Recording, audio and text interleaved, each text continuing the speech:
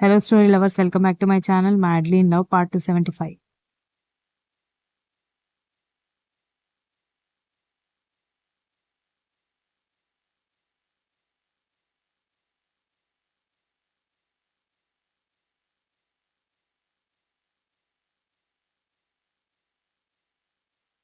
అదే నాకు నచ్చడం లేదని సౌజన్య గట్టిగా అరవడంతో కర్ణ విరాట్ కళ్ళు చిన్నవి చేసి సీరియస్గా చూస్తుంటే వీళ్ళు నా కాళ్ల కింద కుక్కిన పేనుల్లాగా బ్రతికిన వాళ్ళు.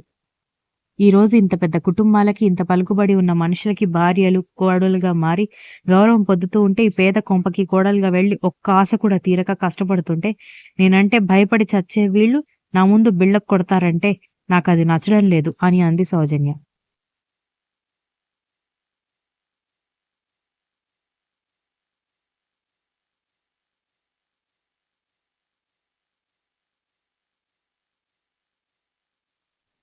అందరూ ఆశ్చర్యంగా ఆమె వైపు చూస్తున్నారు. దక్ష కర్ణ చేతిని గట్టిగా పట్టుకోవడంతో ఆమె వైపు ఒకసారి చూసి అతను ఆమెను దగ్గరికి తీసుకుని సౌజన్య వైపు చూస్తూ ఉంటే, నేను ఆ ఇంటికి కోడలుగా వెళ్ళినప్పుడు దానికి 18, దీనికి 16. దానికేమో 10 ఏళ్ళు. వదిన వదిన అంటూ నా తోక పట్టుకుని తిరుగుతూ ఉంటే చాలా చిరాకొచ్చేది. నా మొగుడుతో ఒక మాట మాట్లాడదామన్నా గ్యాప్ దొరికేది కాదు. ఎప్పుడు చూడు వదిన వదిన, అన్నయ్య అన్నయ్య అంటూ మా దగ్గరే కూర్చునేవాళ్ళు.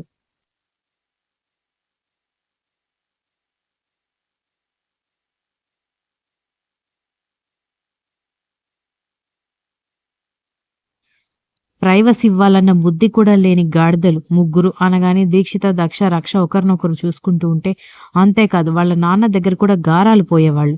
ముందొక మాట తిట్టినట్టుగా ఉన్నా ఆ వెంటనే వీళ్ళు ఏదైనా అడిగితే చేయాలి అన్నట్టుగానే ఉండేవాడు. ఓ రోజు దీని పుట్టినరోజు వచ్చింది అని దీక్షిత వైపు చూపించి, దీనికి దాని ఇద్దరు చెల్లెళ్ళకి బట్టలు కొన్నాడు గాని నాకు చీర కావాలి మామయ్య అంటే డబ్బులు అయిపోయాయమ్మా అని చెప్పాడు.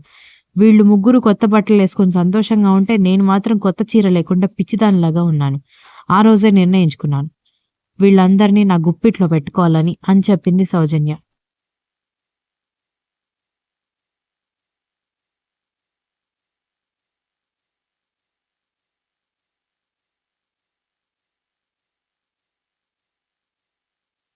నారాయణ, ఇందిర కూడా ఆశ్చర్యంగా ఆమె మాటలు వింటుంటే నవీన్ కూడా మధ్యలో డిస్టర్బ్ చేయకుండా వదిన నిజస్వరూపం అందరికీ తెలియాలని సైలెంట్గా చూస్తున్నాడు.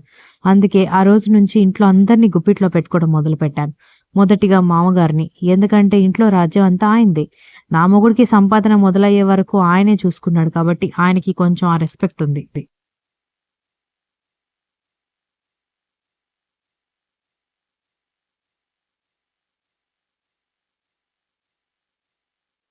దాంతో ముందు ఆయన్ని గుప్పిట్లో పెట్టుకుంటే ఇంట్లో అందరూ సరిగ్గా అవుతారని లేనిపోని మాయ మాటలు చెప్పి దీక్షిత, దక్ష, రక్ష సరిగ్గా చదవడం లేదని, ఎప్పుడు చూడు టీవీ చూస్తూ కూర్చుంటారని, మీరు అత్తగారు లేనిది చూసి నాతో ఇష్టం వచ్చినట్టుగా మాట్లాడుతున్నారని చెప్పాను.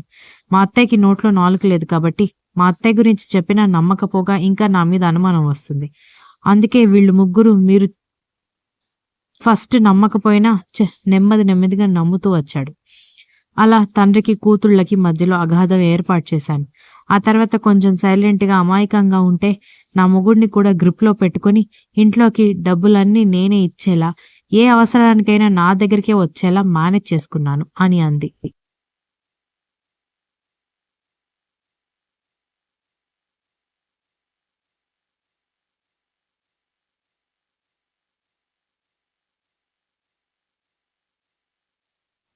దక్ష, దీక్షిత, రక్ష ముగ్గురు అసహ్యంగా సౌజన్య వైపు చూస్తూ ఉంటే వీక్ష ఇంకాస్త చీదరింపుగా మొహం తిప్పుకుంటూ పక్కకి వెళ్లి కూర్చుంది.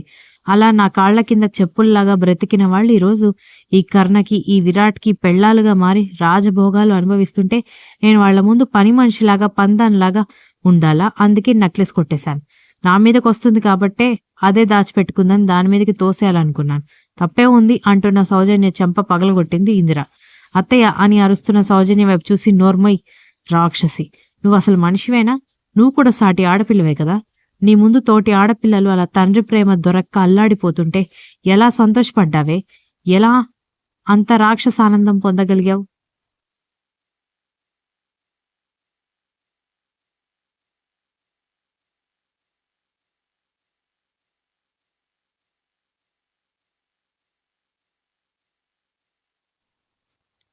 అత్తని అయినా కూడా నీ మీద ఎప్పుడూ నేను పెత్తనం చెలాయించలేదు. నువ్వెంత కష్టపెట్టినా కూడా నా పిల్లలు మౌనంగా భరించారే తప్పితే నోరు విప్పి ఒక్క మాట కూడా అనలేదు.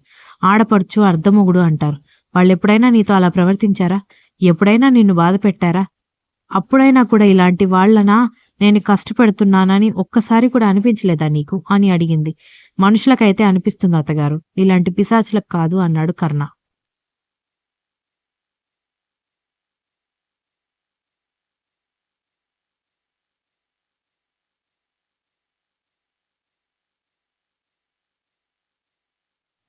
దక్ష కన్నీళ్లు పెట్టుకుంటూ సౌజన్య ఎదురుగా రావడంతో సౌజన్య మొహం తిప్పుకుంటే, వదినా, ఆ ఇంట్లో ఉన్న ఏ రోజైనా నేను నీతో అమర్యాదగా ప్రవర్తించానా అనగానే సౌజన్య ఏమీ మాట్లాడలేదు.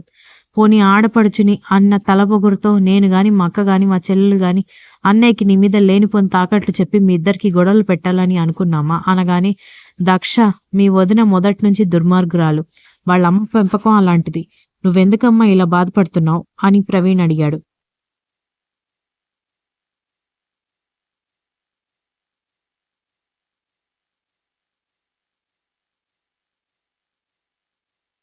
లేదన్నయ్య, అసలు వదినకి నేనంటే ఎందుకు కోపం అనేది నాకు తెలియాలి. నేనంటే మాత్రమే కాదు, అక్కన్న, రక్షన్న కూడా కోపమే.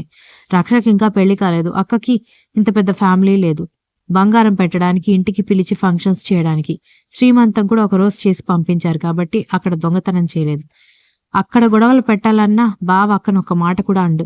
అదే ఇక్కడైతే నాకు పెద్ద కుటుంబం ఉంది. నా మీద నింద వేస్తే అందరి దృష్టిలో నేను చీప్ అయిపోతాను. దానివల్ల వదనకొచ్చే లాభం ఏంటో నాకు అర్థం కావడం లేదు అనగానే తృప్తి, మానసిక సంతృప్తి.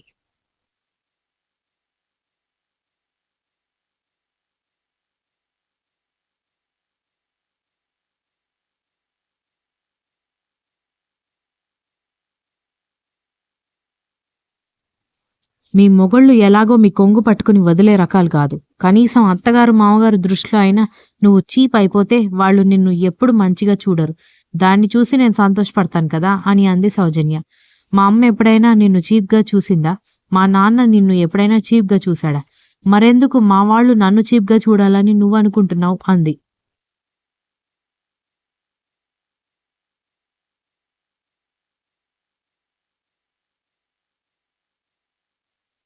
ఒక్క నిమిషం దక్ష అంటూ శాంభవి ఎదురుగా వచ్చి, నువ్విలాంటి పనికిమాలిన పనులు చేసినంత మాత్రాన నా కోడలు నా దృష్టిలో, మా అత్తయ్య దృష్టిలో చీప్ అయిపోతుందని ఎలా అనుకుంటున్నావు అని అడిగింది.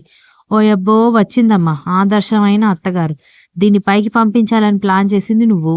ఇప్పుడొచ్చి పెద్ద ఆదర్శమైన కబుర్లు చెప్తుంది ఆదర్శం అని సౌజన్య వెటకారంగా అనగానే, సౌజన్య, నువ్వు చాలా ఎక్కువగా మాట్లాడుతున్నావు అని శాంభవి అంది.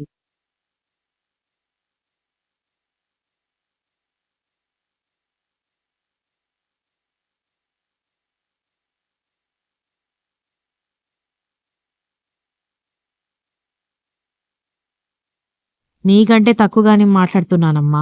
నువ్వు, నీ కూతురు, నీ మొగుడు కలిసి దాన్నెన్ని తిప్పలు పెట్టారు మా అందరికీ తెలియదనుకుంటున్నావా? లేకపోతే మర్చిపోయావని అనుకుంటున్నావా? ఇప్పుడేదో మారిపోయి మొదటి నుంచి దాని మీద ప్రేమని కురిపిస్తున్నట్టుగా ప్రవర్తిస్తున్నావు అని అడిగిన సౌజన్య మాట మధ్యలోనే ఆగింది.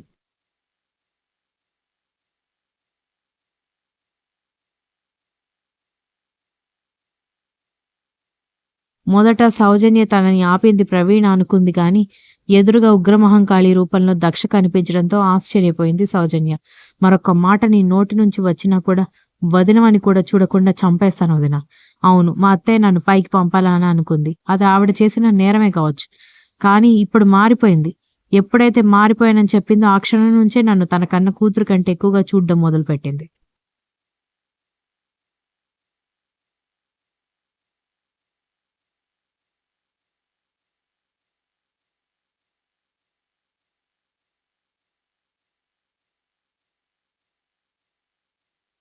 పైకి తేనె పూసిన కత్తిలాగా మాటలు మాట్లాడుతూ మెత్తగా కడుపులో దిగే నీలాంటి మనిషి కాదు మా అత్తయ్య.